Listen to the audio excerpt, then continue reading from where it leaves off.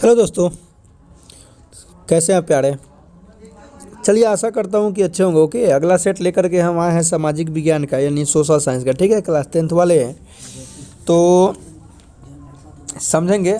और ये सब तो आपको पता ही होगा कि 2 घंटा का परीक्षा, 2 घंटा 45 मिनट का, यानी 2.25 घंटा का आपका परीक्षा होता है। ओके, जिसमें 80 नंबर यानी फुल मार्क्स आपका 80 नंबर आता है। ठीक है ना। और ऑब्जेक्टिव आपको 40 जो डबल देगा, 80 को देगा, आपको 40 को बनाना होगा। ठीक है, फिलहाल मैं 40 को ही लेकर के आया। क्वेश्चन नंबर फर्स्ट आपसे कह रहा है कि यूरोप का मरीज किसे कहा जाता है। ओके, यूरोप का मरीज, तो यूरोप का मरीज जो है वो तुर्की को कहा जाता है। किसको?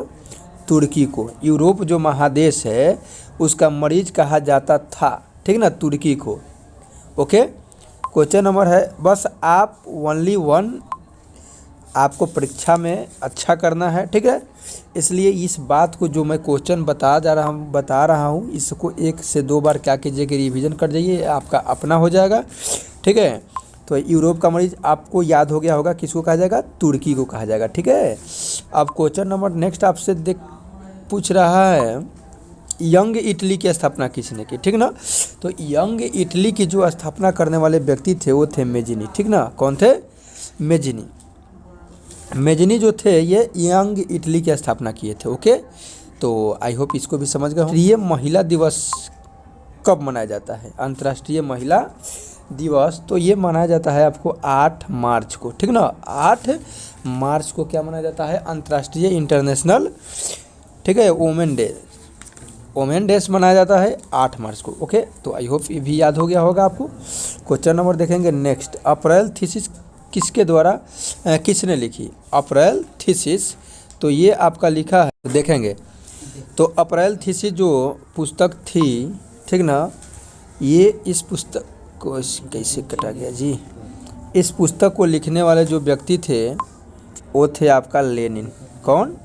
लेनिन। ठीक ना, अप्रैल थीसिस नामक पुस्तक किसने लिखी? लेनिन ने। नेक्स्ट क्वेश्चन देखेंगे, सोवियत संघ का विघटन किस वर्ष हुआ? सोवियत संघ का विघटन किस वर्ष हुआ? 1991। ठीक है, सोवियत संघ का विघटन कब हो गया? 1991 में। सोवियत संघ का ही नाम आज क्या है आपको पता होगा? रूस है। ठीक है, क्वेश्चन नंबर नेक्स्ट अंकोरवाट में किस हिंदू देवता का मंदिर है? ठीक ना, तो अंकोरवाट में जो मंदिर बना है, जिसको सूर्यवर्मा द्वितीय ने बनाए थे, ठीक ना, वो विष्णु जी के मंदिर है वो। ठीक है, किस देवता का मंदिर है? विष्णु भगवान का है। ठीक है, तो आई होप समझ गए होंगे। देखेंगे क्वेश्चन नंबर नेक्स्ट है, गांधी जी को महात्मा की उपाधि किसने दी? गांधी जी को महात्मा की उपाधि देने वाले व्यक्ति थे। पिछले भी एक वीडियो में हम बताए होंगे आपको, ठीक ना, कि महात्मा मतलब क्या होता है? भगवान होता है। ठीक ना, तो भगवान कहने वाले जो व्यक्ति थे वो थे आपका रविंद्रनाथ टैगोर।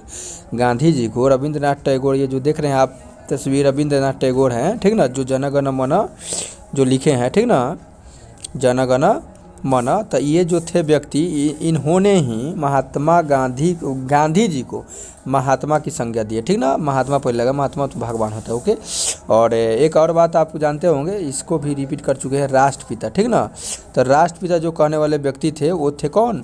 सुभाष चंद्र बोस थे। ठीक ना, तो आई होप समझ गए होंगे दोनों क्वेश्चन। अगर ये भी क्वेश्चन पूछ देता है, और एक इनका गांधी जी से रिलेटेड और है हरिजन। ठीक ना, हरिजन जो पत्रिका का जो प्रकाशन कर रहे थे, ऊपर करने वाले कोई व्यक्ति और नहीं थे, वो थे महात्मा गांधी थे। ठीक ना, तो आई होप समझ गए होंगे। देखेंगे question number next. Question number next है, पूर्ण स्वराज दिवस कब मनाया गया था? पूर्ण स्वराज दिवस, ठीक ना, तो ये जो था ना 26 जनवरी 1930 में ही मना दिया गया था। ठीक ना, लेकिन पूरा रूप से आज़ादी तो नहीं मिला।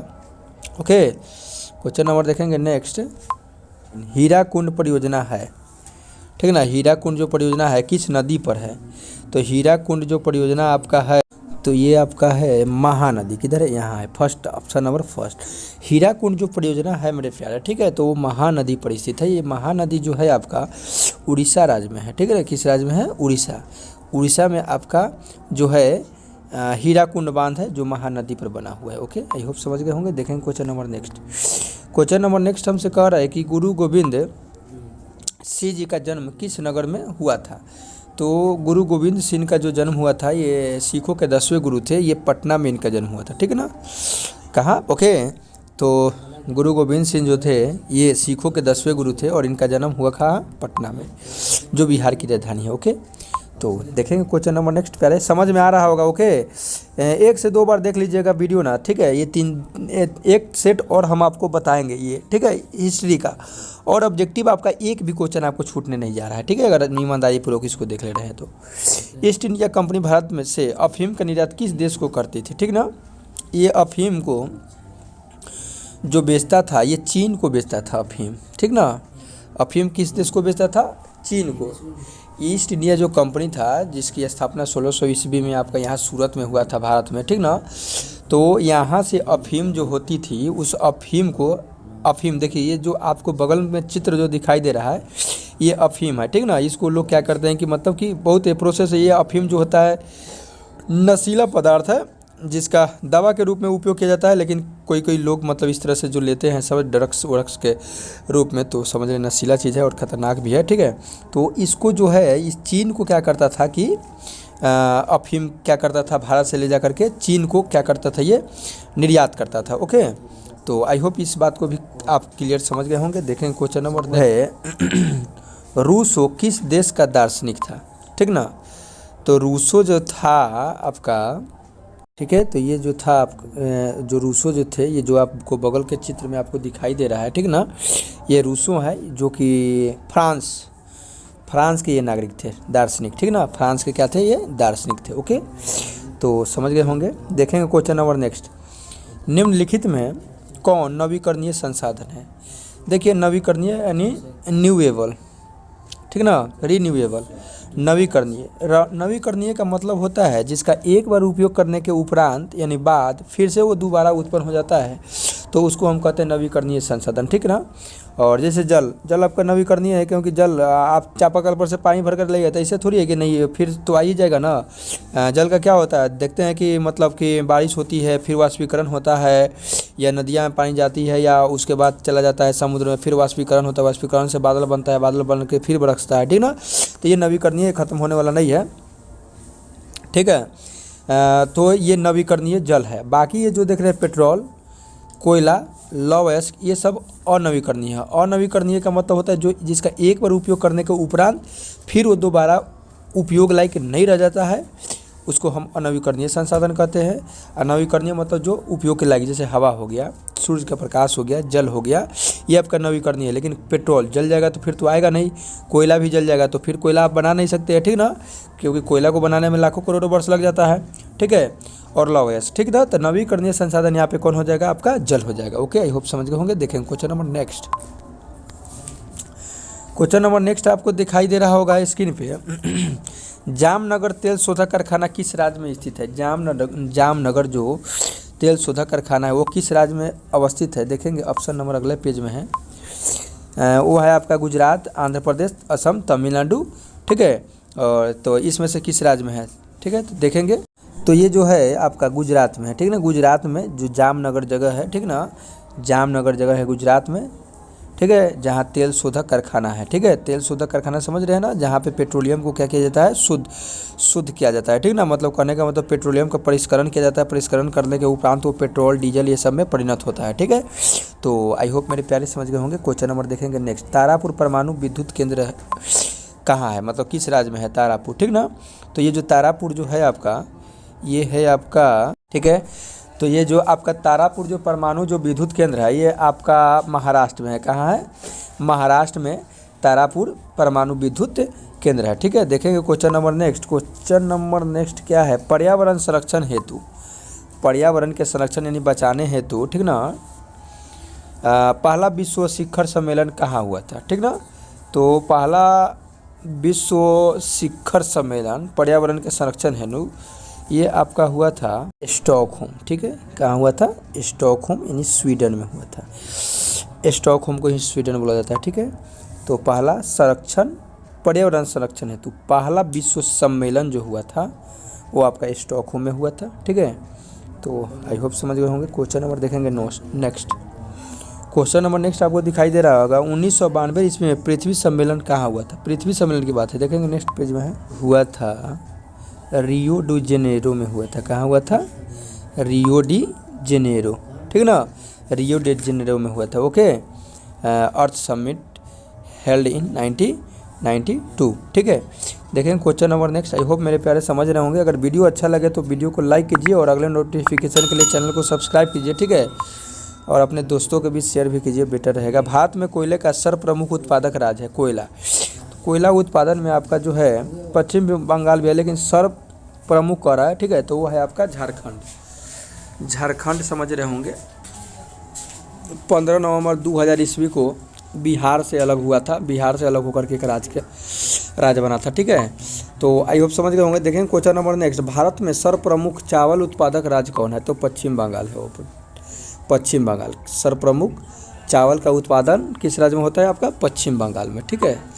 वहाँ पे चावल और मछली बड़ा फेमस है, ठीक है। क्वेश्चन नंबर नेक्स्ट है आपका यानी 20। भारत में रेडियो का पहला प्रसारण किस वर्ष हुआ था?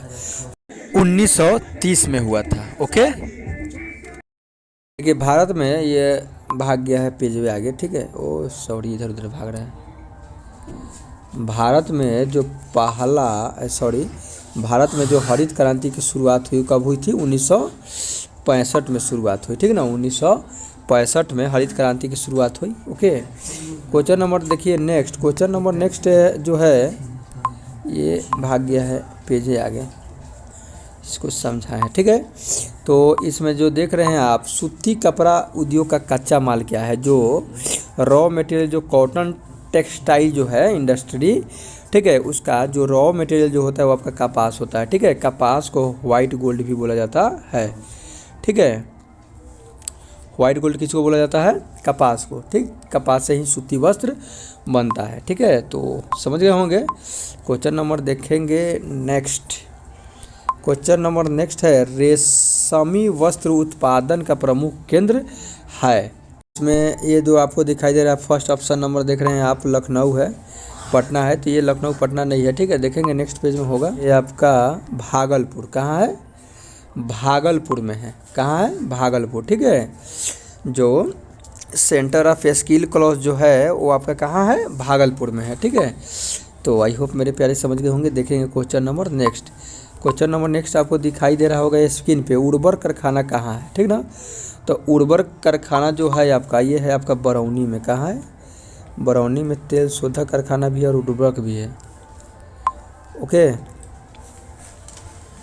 ठीक है। तो ये आपका बरौनी हो गया। क्वेश्चन नंबर देखेंगे नेक्स्ट। क्वेश्चन नंबर नेक्स्ट आपका है कि रंग भेद की नीति के विरुद्ध आवाज़ किसने उठाई थी? तो ये थे आपके मार्टिन लूथर किंग, ठीक है ना। मार्टिन लूथर किंग जो थे ये रंग भेद के विरुद्ध आवाज़ उठाई थी। वही काला और गोरा में जो अंतर है अभी भी जो है आपका अमेरिका में देखने को मिलता है, ठीक है। और भारत में तो हर लेवल पर समझ लीजिए कि विविधता है। क्वेश्चन नंबर नेक्स्ट है धर्म को समुदाय का मुख्य आधार मानने वाले व्यक्ति को कहा जाता है? धर्म को समुदाय का मुख्य आधार, तो वो तो व्यक्ति सांप्रदायिक होंगे, ठीक है। सांप्रदायिक, ठीक है, जो धर्म को मुख्य आधार मानते हैं सांप्रदायिक है, ठीक है। तो मेरे प्यारे क्वेश्चन नंबर 26 से आगे जो क्वेश्चन है उसको लेकर के हम आएंगे नेक्स्ट वीडियो में, ठीक है। तब तक ले आप वीडियो को अगर अच्छा लगे तो शेयर वेयर कर दीजिए, ठीक है, क्योंकि परीक्षा का टाइम है। ओके, तो मिलते हैं नेक्स्ट वीडियो में, तब तक के लिए ज़्यादा take care and good bye. Okay.